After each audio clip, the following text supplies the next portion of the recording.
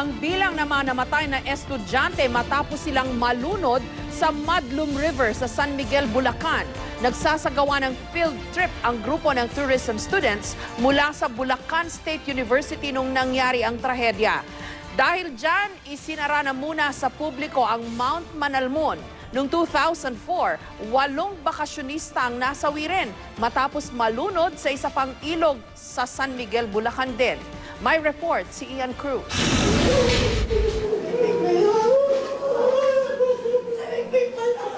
Wala na yatang mas sasakit pa sa isang magulang na makita't mayakap ang sariling anak na isa ng malamig na bangkay, tulad na lang na mga kaanak ng 6 na tourism students ng Bulacan State University na nalunod at tinangay ng ilog sa kasagsagan ng kanilang field trip kahapon.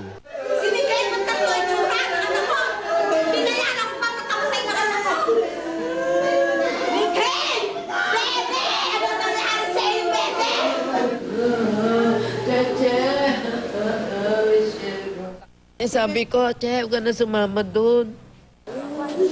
Hanggang sa punerarya, bumuhos ang emosyon ng mga naulila. Kabilang dito ang pamilya ni Sean Rodney Alejo at ang pamilya ni Helena Marcelo na tanging singsing na lang ang naiwang alaala. Larawan daw ng mabuting estudyante si Helena, kaya gano'n na lang ang panghihinayang ng kanyang mga mahal sa buhay. Sana pag nagpa-tour sila, make sure sana na at least 90% safe. Hindi yung basta kasi iningat-ingatan mo yan eh. Iningat-ingatan mo yan, nagpapakapagod ka para sa trabaho. Para maano yung mga bata na yan. Tapos biglang ano na lang, biglang mawawala na lang ng ganun-ganon. Lumipas ang magdamag nang makita pa ang isang bangkay. Labi na pala ito ni Jeanette Rivera. Ang ginawa nila, denive nila kasi nasa 15 to 20 feet yung lalim.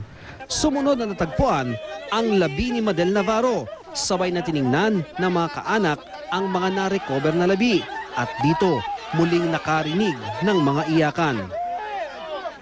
Ang iba, hinimatay pa sa sobrang sama ng loob. Patuloy pa rin ang search operation para sa isa pang biktima na nakilalang si Maiko Bartolome na dating miyembro ng EB Babe ng Itbulaga. Binalikan ng GMA News ang rutang dinaanan ng first-year students. Dito, nakausap namin ang isa sa 3 taga Madlum Guide Incorporated. Kwento niya, bandang alas 2 ng hapon nang puntahan ng grupo ang Madlum Cave. Dinaanan nila ang Madlum River na banayad lang noon ng tubig saka dumiretso sa Mount Manalmon. Makalipas ang 1.5 oras, napagpasyahan ang bumalik ng grupo habang hindi pa malakas ang agos ng ilog. Ang 5 estudyante nagpakuha pa ng litrato sa mababaw na bahagi sa gitna ng ilog. At sa hindi inaasahang pangyayari, bigla na lang daw lumaki ang tubig sa ilog at tinangay ang 5 estudyante kabilang ang ilang nasa Pampang. Hindi namin alam na ganun pala yung kalakas sa bundok. Kasi dito, ambon lang. Yung dati naman po, ang karaniwan, 1 oras bago unti-unti yun, mabagal. Yun po talagang bigla.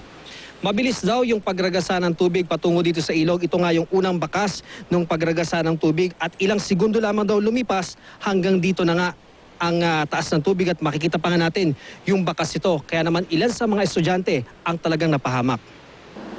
Matinding trauma naman ang iniwan ng trahedya para sa mga nakaligtas. Sa eksklusibong panayam sa ilang survivor, sinabi nilang masama ang loob nila sa tour agency na tila sila pa raw ang sinisisi sa nangyari. Iginit nilang hindi sila nagpumilit na tumawid sa ilog. Maiwasan daw sana ang trahedya kung may life vest silang suot. Ayon pa sa mga estudyante, wala raw permit o koordinasyon ang nasabing tour agency sa lokal na pamahalaan ng San Miguel. Nahuli po kasi kami sa linya. Nung pagbaba na po namin ng bundok, naabutan na po namin silang stranded dun sa ilog. Wala po silang kinakapitan. Yung tubig hanggang bewang na. Maiwasan po kung hindi po tinuloy yung pagtawid sa ilog. Matapos ang insidente, isinara na muna ang pasyalan sa Barangay Sibul sa publiko. Gusto niyo sana may briefing pagpasok nila? Opo, merong ganon at meron silang kahit na hindi lahat kasi mahaharap, may papel na tatanggapin sila at mababasa nila doon, maaaring ibigay na sa kanila sa bus pa lang on their way here, masasabi na sa kanila yung mga dapat at hindi dapat nilang gawin at kung ano yung mga limitasyon, opo, kung hanggang saan lamang. Close muna. Para sa akin, yung susunod naming hakbang, papag-usapan ng lahat ng mga concern dito sa Madlum Cave na ito. Para na sa akin, hindi na maulit pa. Nagdeklara na ng day of mourning ang pamantasan at sinuspindi na lahat ng mga nakadakdang field trip. Ian Cruz, GMA News.